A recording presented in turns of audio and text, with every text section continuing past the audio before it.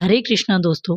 जब वामन अवतार में भगवान विष्णु ने एक कदम से पूरी पृथ्वी और दूसरे कदम से स्वर्गलोक नाप लिया, तब बलि ने भगवान विष्णु के सामने अपना सिर झुका दिया और वो बोले, हे प्रभु, आप अपना तीसरा पग मेरे सिर पर रख दें। बलि की वचनबद्धता को देखकर भगवान विष्णु बहुत प्रसन्न हुए और उनसे वरदान मांगने को कहा।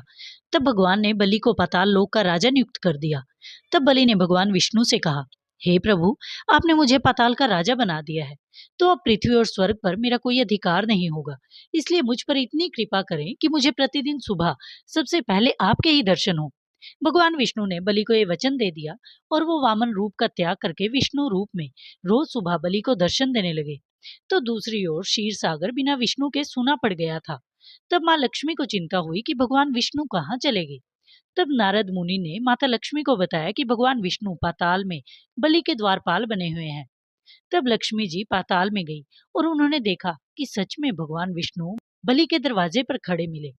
जब लक्ष्मी जी ने उन्हें क्षीर सागर चलने को कहा, तो भगवान विष्णु ने कहा, पता नहीं कब बलि बाहर निकल पड़े तो मुझे उसको दर्शन देने होंगे, इसलिए मैं वापस कैसे चलूं। तब लक्ष्मी जी ने एक उपाय सोचा। वो वहीं खड़ी रही और जैसे ही बलि बाहर निकला तो लक्ष्मी जी ने बलि के दाहिने हाथ की कलाई पर अपने दुपट्टे से एक चीर फाड़ कर बांध दिया।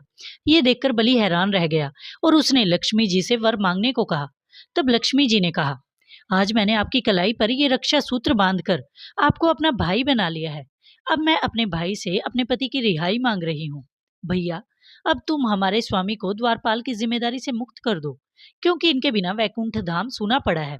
लक्ष्मी जी की बात से वचनबद्ध बलि ने कहा, हे बहन, मैं आपके पति को मुक्त कर रहा हूँ, लेकिन आपको एक वादा करना होगा कि आप भगवान श्री हरि विष्णु के साथ हर वर्ष आज ही के दिन पाताल लोक में आकर हमें रक्षा सूत्र बांधेंगी। तभी से रक्षाबंधन की परंपरा की शुरुआत हुई।